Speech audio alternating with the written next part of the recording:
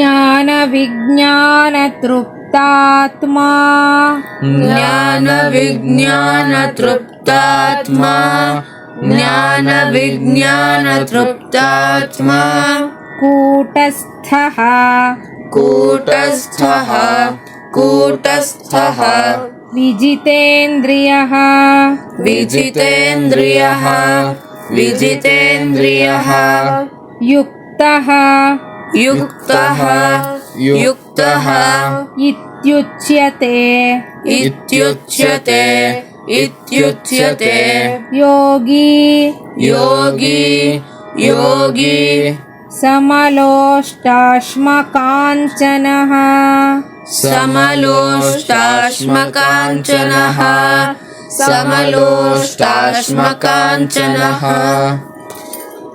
ಜ್ಞಾನ ವಿಜ್ಞಾನ ತೃಪ್ತಾತ್ಮ ಜ್ಞಾನ ವಿಜ್ಞಾನ ತೃಪ್ತಾತ್ಮ ಜ್ಞಾನ ವಿಜ್ಞಾನ ತೃಪ್ತಾತ್ಮ ಕೂಟಸ್ಥೋ ವಿಜಿತೇಂದ್ರಿಯಃ ಕೂಟಸ್ಥೋ ವಿಜಿತೇಂದ್ರಿಯಃ ಕೂಟಸ್ಥೋ ವಿಜಿತೇಂದ್ರಿಯಃ ಯುಕ್ತ ಇತ್ಯುಚ್ಯತೆ ಯೋಗಿ ಯುಕ್ತ ಇತ್ಯುಚ್ಯತೆ ಯೋಗಿ ಯುಕ್ತ ಇತ್ಯುಚ್ಯತೆ ಯೋಗಿ ಸಮಲೋಷ್ಟಾಶ್ಮಕಾಂಚನಃ ಸಮಲೋಷ್ಟಾಶ್ಮಕಾಂಚನಃ ಸಮಲೋಷ್ಟಾಶ್ಮಕಾಂಚನಃ ಜ್ಞಾನ ವಿಜ್ಞಾನ ತೃಪ್ತಾತ್ಮ ಕೂಟಸ್ಥೋ ವಿಜಿತೇಂದ್ರಿಯಃ ಜ್ಞಾನ ವಿಜ್ಞಾನ ತೃಪ್ತಾತ್ಮ ಕೂಟಸ್ಥೋ ವಿಜಿತೇಂದ್ರಿಯಃ ಜ್ಞಾನ ವಿಜ್ಞಾನ ತೃಪ್ತಾತ್ಮ ಕೂಟಸ್ಥೋ ವಿಜಿತೇಂದ್ರಿಯಃ ಯುಕ್ತ ಇತ್ಯುಚ್ಯತೆ ಯೋಗಿ ಸಮಲೋಷ್ಟಾಶ್ಮಕಾಂಚನಃ ಯುಕ್ತ ಇತ್ಯುಚ್ಯತೆ ಯೋಗಿ ಸಮಲೋಷ್ಟಾಶ್ಮಕಾಂಚನಃ ಯುಕ್ತ ಇತ್ಯುಚ್ಯತೆ ಯೋಗಿ ಸಮಲೋಷ್ಟಾಶ್ಮಕಾಂಚನಃ ಜ್ಞಾನ ವಿಜ್ಞಾನ ತೃಪ್ತಾತ್ಮ ಕೂಟಸ್ಥೋ ವಿಜಿತೇಂದ್ರಿಯಃ ಯುಕ್ತ ಇತ್ಯುಚ್ಯತೆ ಯೋಗಿ ಸಮಲೋಷ್ಟಾಶ್ಮಕಾಂಚನಃ ಜ್ಞಾನ ವಿಜ್ಞಾನ ತೃಪ್ತಾತ್ಮ ಕೂಟಸ್ಥೋ ವಿಜಿತೇಂದ್ರಿಯಃ ಯುಕ್ತ ಇತ್ಯುಚ್ಯತೆ ಯೋಗಿ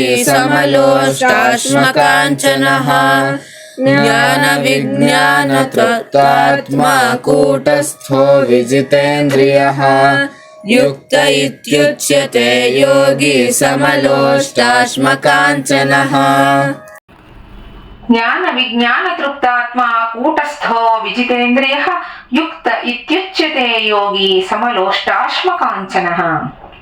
ಆಚಾರ್ಯರು ಭಾಷ್ಯವನ್ನು ಬರೀತಾರೆ. ಜ್ಞಾನ ವಿಜ್ಞಾನ ತೃಪ್ತಾತ್ಮ ಜ್ಞಾನಂ ಶಾಸ್ತ್ರೋಕ್ತ ಪದಾರ್ಥಾನಾಂ ಪರಿಜ್ಞಾನಂ ವಿಜ್ಞಾನಂತೂ ಶಾಸ್ತ್ರತೋ ಜ್ಞಾತಾನಾಂ ತಥೈವ ಸ್ವಾನುಭವಕರಣಂ ತಾಭ್ಯಾಂ ಜ್ಞಾನ ವಿಜ್ಞಾನಾಭ್ಯಾಂ ತೃಪ್ತಃ ಸಂಜಾತಾನಂ ಪ್ರತ್ಯಯಃ ಆತ್ಮ ಅಂತಃಕರಣಂ ಯಸ್ಯ ಸಹ ಜ್ಞಾನ ವಿಜ್ಞಾನ ತೃಪ್ತಾತ್ಮ ಕೂಟಸ್ಥಃ ಅಪ್ರಕಂಶಃ ಭವತಿ ಇತ್ಯರ್ಥಃ.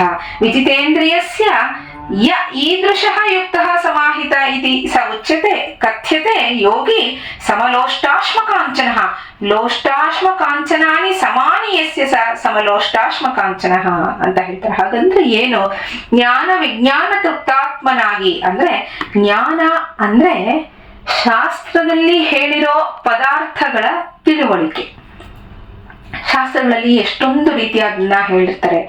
ಯಾವುದನ್ನ ಮಾಡಬೇಕು, ಯಾವುದನ್ನ ಮಾಡಬಾರದು, ಇದರ ತಿಳುವಳಿಕೆ, ಇದರ ಬಗ್ಗೆ ತಿಳ್ಕೊಳ್ಳೋದು ಜ್ಞಾನ ಅಂದ್ರೆ. ವಿಜ್ಞಾನ ಅಂದ್ರೆ ಶಾಸ್ತ್ರಗಳಲ್ಲಿ ಹೇಳಿರುವಂಥವು ಅಂತ ತಿಳ್ಕೊಂಡ ಪದಾರ್ಥಗಳನ್ನ ಹಾಗೇ ತನ್ನ ಅನುಭವಕ್ಕೆ ತಂದ್ಕೊಳ್ಳೋದು. ಈಗ ತಿಳ್ಕೊಳ್ಳೋದು ಬೇರೆ, ಈಗ ನೋಡೋದು ಬೇರೆ, ಅದನ್ನ ಅನುಭವಕ್ಕೆ ನಾವು ಅದನ್ನ ಮುಟ್ಟಿ ಅಥವಾ ಅದನ್ನ ಧರಿಸಿ ಅಥವಾ ಅದನ್ನ ತಿಂದೋ ಕುಡ್ದೋ ಈ ರೀತಿಯಾದ ಅನುಭವಕ್ಕೆ ತಂದ್ಕೊಳ್ಳೋದು ಬೇರೆ.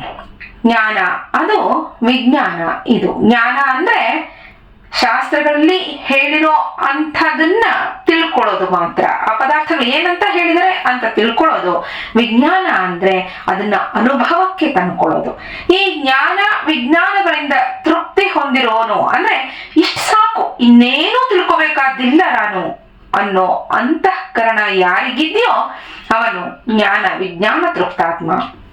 ಸುಮ್ನೆ ಹೇಳ್ಬಿಡೋದಲ್ಲ, ಅಯ್ಯೋ ನಮ್ಗೆಲ್ಲ ಗೊತ್ತು ಅಂತ. ಅದು ಆ ರೀತಿಯಾದ್ದಲ್ಲ. ನಿಜವಾಗಿಯೂ ಅದನ್ನ ತಿಳ್ಕೋಬೇಕು, ಅದನ್ನ ಅನುಭವಕ್ಕೆ ತಂದ್ಕೋಬೇಕು. ಬಾಯಿ ಮಾತಿಗೆ ಹೇಳೋದು ಅಲ್ಲ ಅಂತ ಹೇಳ್ತಾನೆ ಪರಮಾತ್ಮ. ಈ ಅಂತಃಕರಣ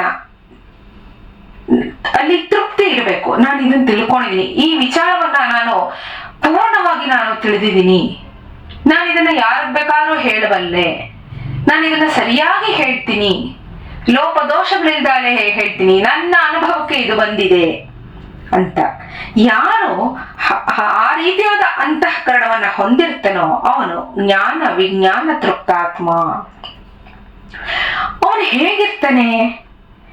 ಅವನು ಸವಲೋಷ್ಟಾಶ್ಮಕಾಂಚನ ಅಂತ ಹೇಳ್ತಾನೆ. ಮಣ್ಣಿನ ಹೆಂಟೆ, ಕಲ್ಲು, ಚಿನ್ನ ಇವುಗಳೆಲ್ಲವನ್ನು ಸಮನಾಗಿಯೇ ನೋಡ್ತಾನೆ. ಯಾರು? ಯುಕ್ತನಾದವನು, ಯೋಗಿಯಾದವನು.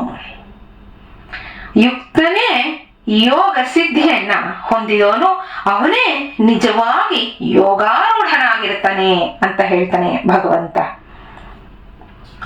ಅದು ಮಣ್ಣಿನ ಹೆಂಟೆನ ಯಾರು ಜೋಪಾನ ಮಾಡ್ತೀವ? ಇಲ್ಲ. ಚಿನ್ನ ಆದ್ರೆ ಜೋಪಾನ ಮಾಡ್ತೀವಿ.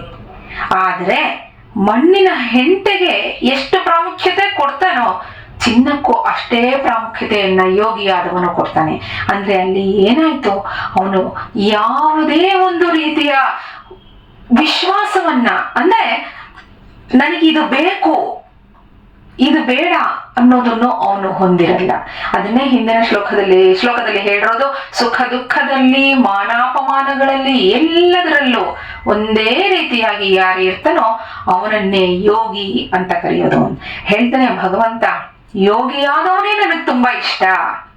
ಅದರಲ್ಲೂ ನನ್ನನ್ನ ಉಪಾಸನೆ ಮಾಡಿ ನನಗೋಸ್ಕರ ಯಾರು ಯೋಗಿ ಆಗಿರ್ತಾನೋ ಅವನ್ ನನಗೆ ಇಷ್ಟ. ಅರ್ಜುನ, ನೀನು ನನಗೋಸ್ಕರ ಯೋಗಿಯಾಗು, ನಿನ್ನ ಕಂಡ್ರೆ ನನಗೆ ಬಹಳ ಇಷ್ಟ, ಇನ್ನೂ ಇಷ್ಟವಾಗತ್ತೆ ನಿನ್ನ ಕಂಡ್ರೆ ಅಂತ ಹೇಳ್ತಾನೆ. ನಾಳೆ ಮುಂದಿನ ಶ್ಲೋಕವನ್ನು ನೋಡೋಣ. ನಮಸ್ಕಾರ.